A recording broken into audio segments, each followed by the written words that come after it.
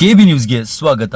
ತಾಲೂಕಿನ ಬೆಳವಲಕೊಪ್ಪ ಗ್ರಾಮದ ಅನಿಲ್ ಗಾಮಪ್ಪ ಹರ್ಜನ್ ಎಂಬ ವಿದ್ಯಾರ್ಥಿಗೆ ಕಳೆದ 4 ವರ್ಷಗಳಿಂದ ಮೂಲ ದಾಖಲಾತಿಗಳನ್ನು ಹಿಂದಿರುಗಿಸದೆ ಖಾಸಗಿ ಕೈಗಾರಿಕಾ ತರಬೇತಿ ಸಂಸ್ಥೆಯ ಪ್ರಾಂಶುಪಾಲರು ಸತಾಯಿಸುತ್ತಿದ್ದಾರೆ ಎಂದು ವಿದ್ಯಾರ್ಥಿ ಹಾಗೂ ಅವರ ಕುಟುಂಬಸ್ಥರು ಆರೋಪಿಸಿದ್ದಾರೆ.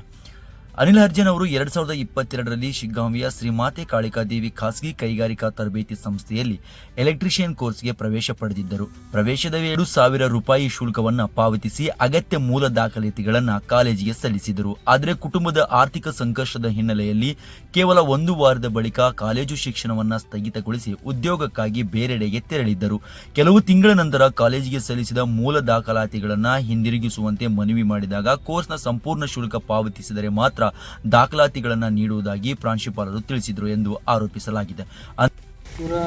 ಇಲ್ಲಿ ಅಡ್ಮಿಷನ್ ಆಗಿತ್ತು ನಮ್ಮ ಕಾಲೇಜಲ್ಲಿ ಕಾಳಿಕಾದೇವಿ ಇಲ್ಲಿ ಅಡ್ಮಿಷನ್ ಆಗಿತ್ತು 2022 ಒಳಗೆ ಅಡ್ಮಿಷನ್ ಆಗಿತ್ತು 2022 ಒಳಗೆ. ಇಲ್ಲೇ ಈಗ ನೋಟಿಫಿಕೇಶನ್ ಆಗ್ಯಾವೆಲ್ಲ ಕನ್ಫರ್ಮ್ ಆಗ್ಯಾವ.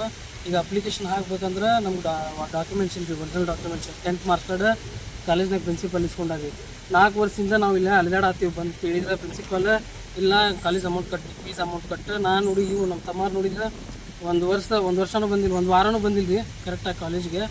ಇವ್ರು ನೋಡಿದ್ರೆ ಎಲ್ಲ ಅಮೌಂಟ್ ತುಂಬ ಈ ಡಾಕ್ಯುಮೆಂಟ್ಸ್ ಇಸ್ಕೊಂಡು ಹೋಗಂತಾರೆ.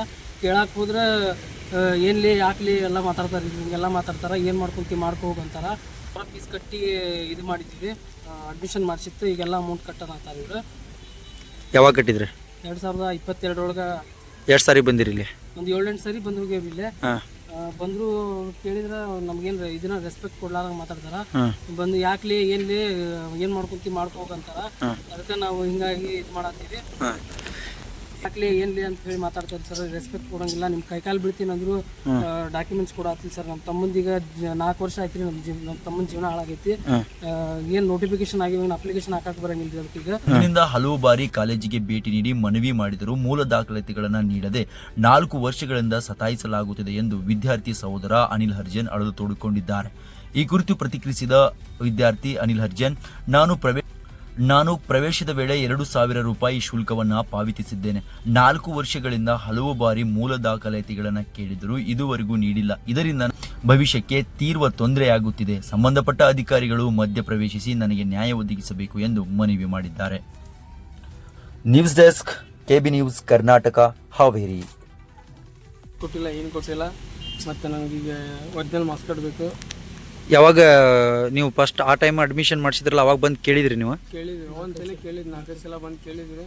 ಅವರು ಇಲ್ಲ ಫೀಸ್ ಕಟ್ಟಬೇಕು, ಫೀಸ್ ಕಟ್ಟಿದ ಮೇಲೆ ಕೊಡ್ತೀವಿ ನಮ್ಗೆ ಅಂತ ಹೇಳತ್ತಾರೆ. ಮತ್ತು ಕೇಳಿದ್ರೆ ರೆಸ್ಪಾನ್ಸ್ ಮಾಡೋದಿಲ್ಲ, ಕರೆಕ್ಟಾಗಿ ರೆಸ್ಪೆಕ್ಟ್ ಕೊಡೋದಿಲ್ಲ. ಹಂಗೆ ಯಾಕ್ಲಿ ಏನ್ಲಿ ಯಾಕೆ ಕೊಡೋಂಗಿಲ್ಲ, ಹೋಗು ಹಂಗೆ ಹಿಂಗೆ ಮಾತಾಡೋದು.